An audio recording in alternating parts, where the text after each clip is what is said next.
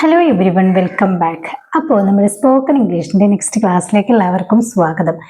ഇന്നത്തെ ക്ലാസ് എന്ന് പറയുന്നത് നമ്മൾ മലയാളത്തിൽ പറയാറുണ്ടല്ലോ, ഞാൻ മുമ്പ് അത് ചെയ്യാറുണ്ടായിരുന്നു, ഞാൻ മുമ്പ് അത് ചെയ്യാറില്ലായിരുന്നു, ഇപ്പോൾ ചെയ്യാറുണ്ട് എന്നുള്ള ഒരു മീനിങ്ങിൽ പറയാറുണ്ട്.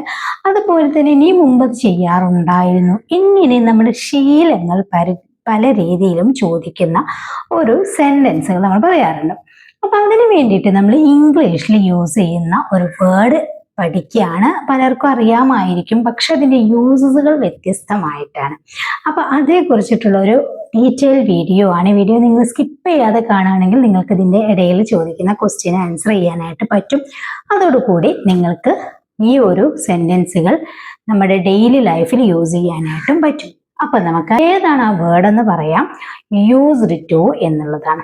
അപ്പൊ ഇതെങ്ങനെ നമുക്ക് സെന്റൻസുകളിൽ യൂസ് ചെയ്യാം, നമ്മുടെ ഡെയിലി ലൈഫിൽ യൂസ് ചെയ്യുന്ന സെന്റൻസുകൾ എങ്ങനെ യൂസ് ചെയ്യാം എന്നുള്ളതാണ്.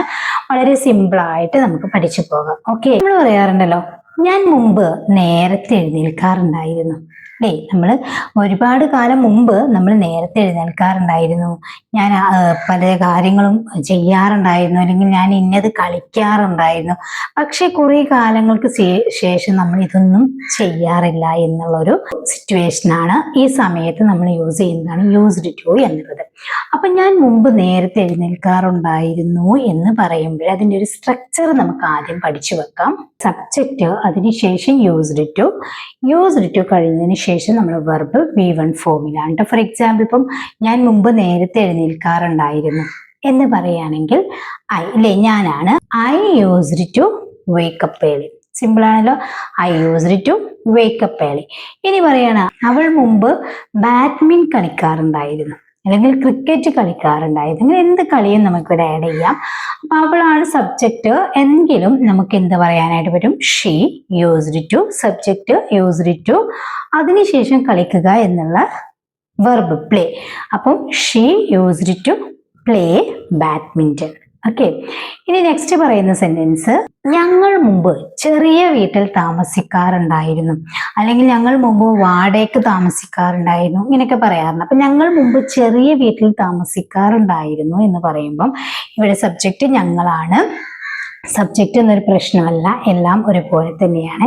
വി യൂസ്ഡ് ടു, താമസിക്കുക ലിവ് ആണല്ലോ. We used to live in a small house.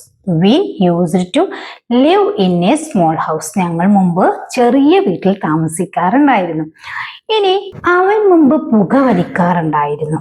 എങ്ങനെ പറയാ, അവൻ മുമ്പ് പുകവലിക്കാറുണ്ടായിരുന്നു. ഒന്ന് ട്രൈ ചെയ്ത് നോക്കുക കേട്ടോ. നിങ്ങളൊന്ന് കമന്റ് ചെയ്യാനായിട്ട് ശ്രമിക്കുക കേട്ടോ. അവൻ മുമ്പ് പുകവലിക്കാറുണ്ടായിരുന്നു, പക്ഷെ ഇപ്പൊ ആ ശീലമൊന്നും ഇല്ല എന്നുള്ളത് നമ്മളൊക്കെ പറയാറുണ്ടല്ലോ, പല കാര്യങ്ങളും നമ്മൾ പറയാറുണ്ട് അല്ലെ. ഇനി പറയാണ്, ഞാൻ മുമ്പ് എല്ലാ രാത്രിയിലും TV കാണാറുണ്ടായിരുന്നു, ഞാൻ മുമ്പ് എല്ലാ രാത്രിയിലും സീരിയൽ കാണാറുണ്ടായിരുന്നു. ഇങ്ങനെ നമ്മൾ ശീലങ്ങൾ പറയാറുണ്ടല്ലോ.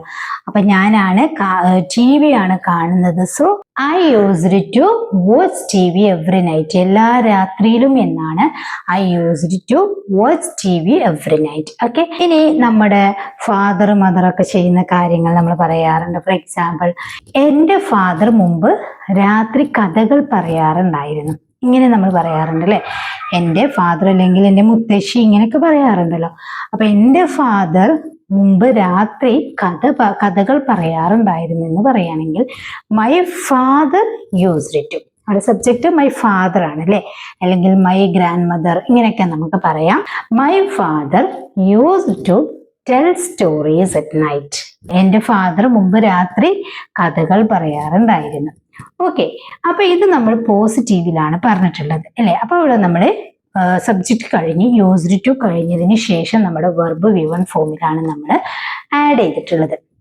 എങ്കിലേ ഇതിന്റെ നെഗറ്റീവ് പറയുകയാണെങ്കിലോ, ഫോർ എക്സാമ്പിൾ, ഞാൻ മുമ്പ് നേരത്തെ എഴുന്നേൽക്കാറില്ലായിരുന്നു എന്ന് പറയുകയാണെങ്കിലോ, ഫസ്റ്റ് പറഞ്ഞ നമ്മുടെ സെന്റൻസ് ആണ് ഞാൻ മുമ്പ് നേരത്തെ എഴുന്നേൽക്കാറില്ലായിരുന്നു എന്ന് പറയുമ്പോൾ ഇവിടെ സെന്റൻസിൽ കുറച്ച് ഡിഫറൻസ് ഉണ്ട് കേട്ടോ.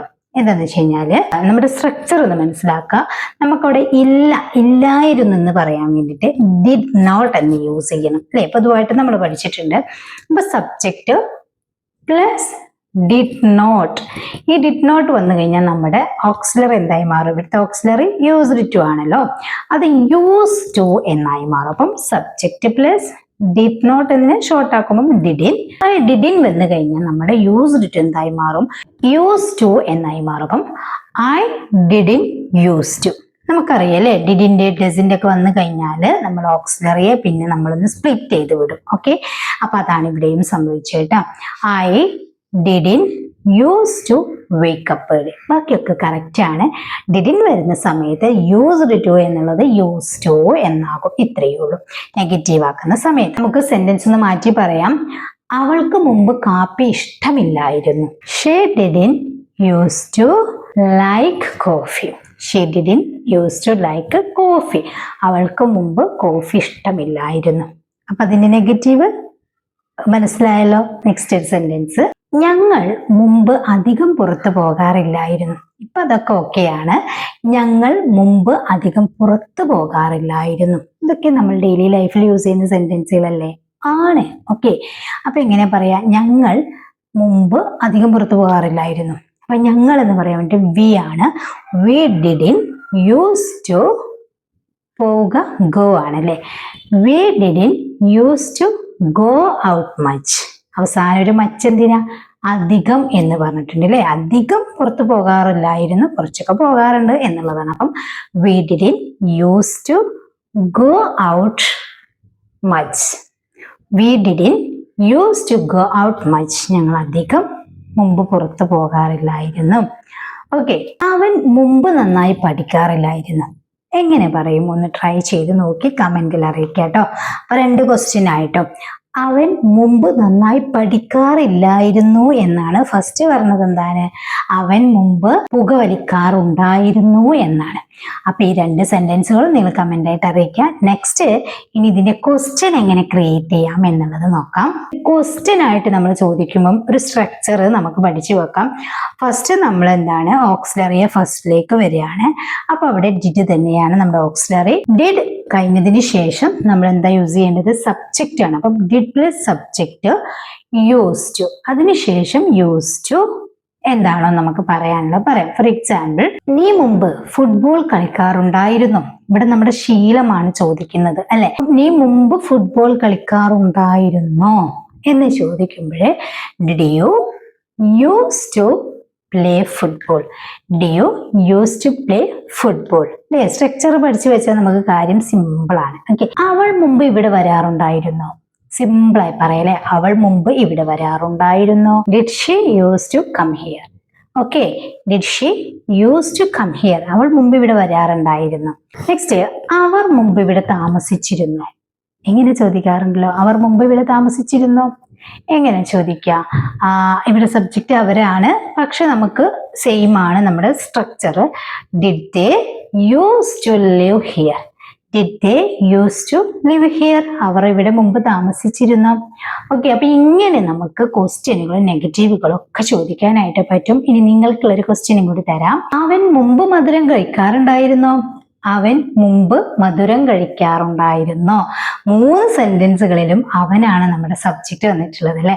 പക്ഷെ ഇവിടെ ഒരു സബ്ജക്റ്റ് ഒരു വിഷയമല്ല, എല്ലാറ്റിനും ഒരുപോലെയാണ് അല്ലെ. കഴിഞ്ഞൊരു കാര്യമാണ്, ശീലമാണ്. അതുകൊണ്ട് തന്നെ അപ്പോ അവൻ മുമ്പ് മധുരം കഴിക്കാറുണ്ടായിരുന്നോ എന്നുള്ളൊരു ക്വസ്റ്റ്യൻ ആണ് ഇവിടെ ചോദിച്ചിരിക്കുന്നത്. അപ്പൊ 3 ക്വസ്റ്റ്യൻസ് ആണ് ഇന്ന് ഞാൻ തന്നിട്ടുള്ളത്.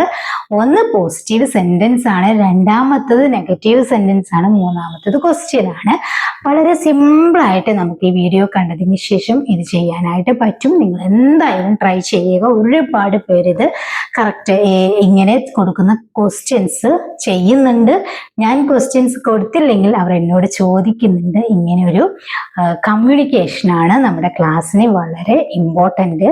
അപ്പൊ അതിവിടെ നമ്മളെ ക്ലാസ് കാണുന്ന പലരും ഇത് യൂസ്ഫുൾ ചെയ്യുന്നുണ്ട്. അപ്പൊ നിങ്ങളും അങ്ങനെ ചെയ്യാത്തവർ എല്ലാവരും ഇതുപോലെ ചെയ്യാനായിട്ട് ശ്രമിക്കുക കേട്ടോ. അപ്പൊ ഈ വീഡിയോ നിങ്ങൾക്ക് യൂസ്ഫുൾ ആണെങ്കിൽ ലൈക്ക് ചെയ്യുക, ഷെയർ ചെയ്യുക. ഇതുപോലെയുള്ള നല്ല നല്ല വീഡിയോസുകൾ കാണാൻ താല്പര്യമുണ്ടെങ്കിൽ നിങ്ങൾ ഈ ചാനൽ സബ്സ്ക്രൈബ് ചെയ്തിട്ടില്ലെങ്കിൽ പ്ലീസ് ചാനലിന് സബ്സ്ക്രൈബ് ചെയ്ത് ബെല്ലൈക്കണും ഓൾ ഓപ്ഷനൊക്കെ ഒന്ന് ക്ലിക്ക് ചെയ്ത് വെക്കുക. മുടങ്ങാതെ നമ്മളെ വീഡിയോസുകളൊക്കെ കാണുക. ഞാൻ വീഡിയോസ് ഇട്ടിട്ടില്ലെങ്കിലും നിങ്ങൾ തൊട്ട് മുമ്പത്തെ എല്ലാ വീഡിയോസും കാണുക. നമ്മുടെ ഷോർട്സിന്റെ അടിയിലുള്ള ആരോ മാർക്ക് ക്ലിക്ക് ചെയ്ത് കഴിഞ്ഞാൽ ഒരുപാട് വീഡിയോസുകൾ നമ്മളിവിടെ ലിങ്ക് റിലേറ്റഡ് ആയിട്ട് വെച്ചിട്ടുണ്ട്. അപ്പൊ അതൊക്കെ കാണുക. മുമ്പത്തെ എല്ലാ വീഡിയോസുകളും കണ്ടിട്ട് പഠിക്കുക കേട്ടോ. പരമാവധി സപ്പോർട്ട് ചെയ്യുക. ഓക്കെ, നമ്മളെ ഇൻസ്റ്റയിലും ഫേസ്ബുക്കിലും ഒക്കെ നമ്മുടെ വീഡിയോസുകൾ ഷോർട്സുകളൊക്കെ ഇടാറുണ്ട്. അപ്പൊ അതൊക്കെ പോയി കാണുക. അതിൽ നിന്നൊക്കെ കാണുന്നവരൊന്ന് ഫോളോ ചെയ്യുക. ഓക്കെ, നെക്സ്റ്റ് വീഡിയോയിൽ കാണാം. Thank you so much.